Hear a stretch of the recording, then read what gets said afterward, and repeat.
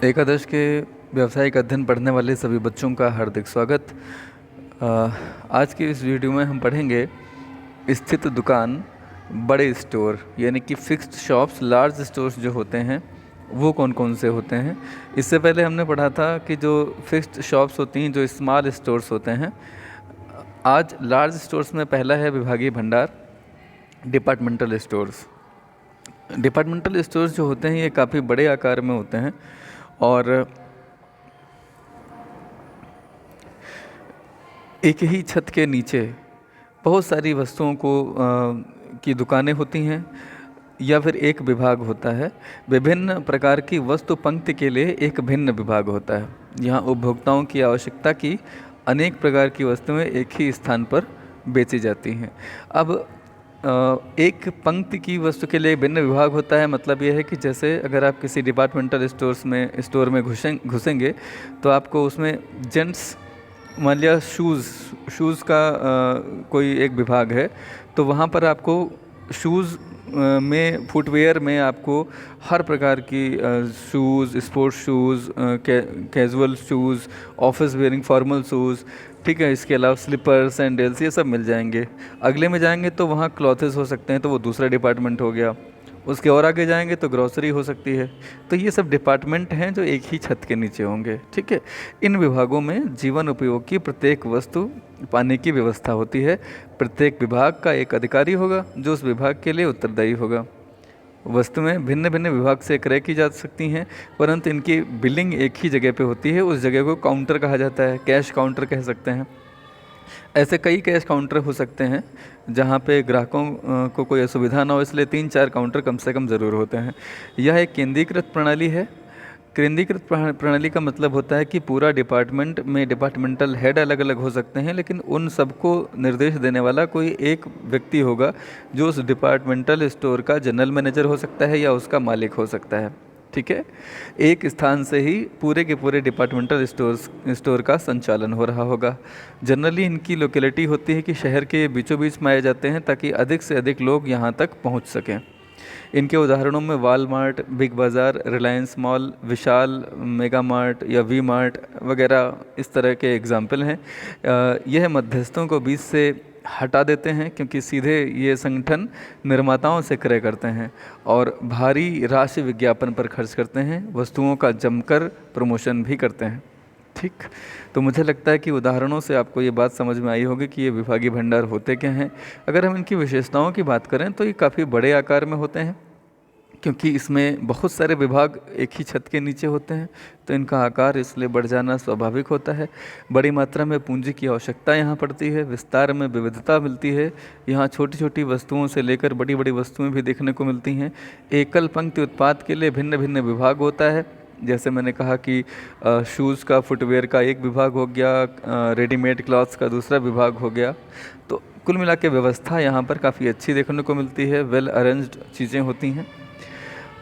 पांचवा है, सभी विभाग अपनी क्रय आदेश का विवरण जनरल मैनेजर को देते हैं कि उन्हें क्या क्या उनके डिपार्टमेंट में, विभाग में क्या क्या वस्तुएं और चाहिए जिनकी शॉर्टेज हैं, वो जनरल मैनेजर को बताते हैं और वही आगे आधिकारिक व्यक्ति को क्रय करने के लिए सूचना देता है। जनरली हर विभाग का क्रय जो होता है वो जनरल मैनेजर के आदेश पर ही एक विभाग करता है, उसे क्रय विभाग कहा जा सकता है। सामान्यतः शहर के केंद्र यानी बीचों बीच में ये स्थित होते हैं ताकि ज़्यादा से ज़्यादा लोग यहाँ पहुँच सकें। यहाँ सेवा भी विभिन्न प्रकार की उपलब्ध कराई जाती है, जैसे यहाँ रेस्टोरेंट हो सकता है, यहाँ पैकेजिंग की सुविधा भी उपलब्ध मिलती है, निःशुल्क घर पर डिलीवरी की भी सेवा दी जा सकती है। निरंतर आने वाले ग्राहकों को कभी कभी उधार की सुविधा भी दी जाती है, इसके लिए उनका कार्ड वगैरह बनाया जा सकता है। लेकिन ये सभी बातें निर्भर करती हैं अलग अलग विभागीय भंडारों में, कौन सा विभागीय भंडार उपरोक्त में से कौन सी सेवा देगा, कौन सी नहीं देगा, ये उस पर निर्भर करेगा। ये भारी मात्रा में सीधे निर्माता से क्रय करते हैं और मध्यस्थों का एलिमिनेशन कर देते हैं, उन्हें हटा देते हैं पूरी प्रक्रिया से। बड़े स्तर पर कार्य करते हैं, इसलिए विज्ञापन एवं संवर्धन पर भी इनमें काफ़ी ज़्यादा राशि खर्च होती है। तो ये तो रही इनकी विशेषताएँ। आइए अब इनके कुछ लाभों के बारे में जान लेते हैं। बड़ी संख्या में ये ग्राहकों को आकर्षित करते हैं क्योंकि इसके लिए इन्हें विज्ञापन करना होता है। बहुत व्यवस्थित इनकी शैली होती है, इसके कारण ग्राहक इनके प्रति आकर्षित भी होते हैं। एक ही जगह पे विभिन्न विभाग होते हैं, तो ग्राहक अपनी आवश्यकता अनुसार उसी विभाग में जा कर के अपना सामान क्रय कर लेते हैं। इस तरह से ग्राहक विभिन्न प्रकार की वस्तुएं वहाँ से खरीदने को आकर्षित होते रहते हैं। क्रय में सुविधा रहती है कि आवश्यकता अनुसार आप एक ही विभाग में सारी वस्तुएं पा सकते हैं, तो बहुत ज़्यादा आपको पूरे मार्केट में घूमना नहीं पड़ता। एक ही जगह पे जाइए, एक ही बिल्डिंग के नीचे सारी आवश्यकता की वस्तुएं ले लीजिए। आपको पता भी है कि कहाँ पर कौन सा सामान है, तो आपको पूरा विभागीय भंडार टहलना नहीं पड़ता। अगर आपको शूज़ लेने हैं तो आप शूज़ वाले विभाग में चले जाइए, फुटवेयर विभाग में वहाँ से मिल जाएगा। आकर्षक सेवाएँ, कई तरह की आवश्यक सेवाएं हैं, जैसे ट्रॉली की सुविधा मिल जाती है, आप उसमें सामान रख सकें ताकि अधिक संख्या में बिल काउंटर होते हैं ताकि लाइन में ना लगना पड़े। दिशा निर्देश, ट्रायल रूम, शौचालय, पीने का पानी वगैरह, ये सारी सुविधाएं यहाँ उपलब्ध होती हैं। कुछ जगह पे आपने ऊपर पढ़ा कि रेस्टोरेंट वगैरह भी होता है। बृहद व्यवसाय संचालन के लाभ भी इनको मिलते हैं, क्योंकि बड़ी मात्रा में ये सामान खरीदते हैं निर्माताओं से, तो इन्हें सस्ते पड़ते हैं और इस तरह से ये बृहद बड़े पैमाने पे माल खरीदने का लाभ इन्हें मिलता है और बेचने का भी लाभ मिलता है। विक्रय संवर्धन, यस, इन विभागों में विक्रय संवर्धन के कई उपाय किए जाते हैं, जैसे 5,000 की खरीद पर 500 का कूपन, या कोई उपहार मिलेगा, या कोई छूट मिलेगी। सामयिक सेल लगाते हैं आप, जैसे विंटर क्लोजिंग सेल या क्लियरेंस सेल, इस तरह की। तो ये भी इनसे लाभ हैं। इनसे ये होता है फ़ायदा कि आपको वो वस्तुएं कूपन के साथ या उपहार के साथ या छूट पर मिल जाती हैं। ठीक है। इसके बाद विभागीय भंडार की सीमाएं, व्यक्तिगत ध्यान न देना। यहाँ पर चूँकि मालिक स्वयं नहीं होता है, उसके सेल्स पर्सन्स होते हैं, तो बहुत बार वो मालिक व्यक्तिगत ध्यान देने के लिए उपलब्ध ही नहीं होता है।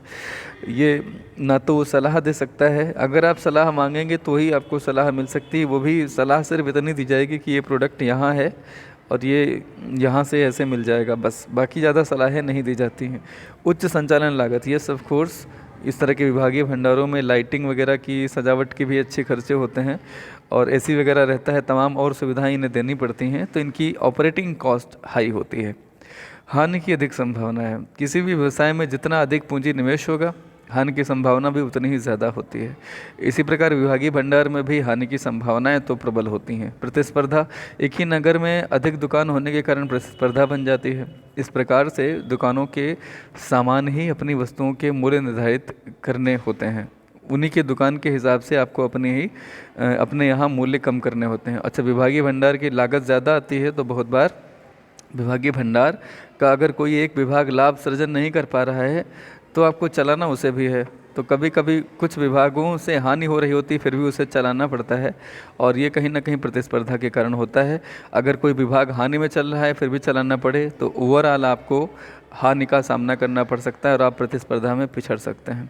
उच्च क्रय शक्ति वाले ग्राहकों के लिए ये विभाग ज़्यादा उपयुक्त होते हैं। जिनकी क्रय शक्ति उतनी अच्छी नहीं होती है, वो जनरली इन विभागों में जाने से बचते हैं।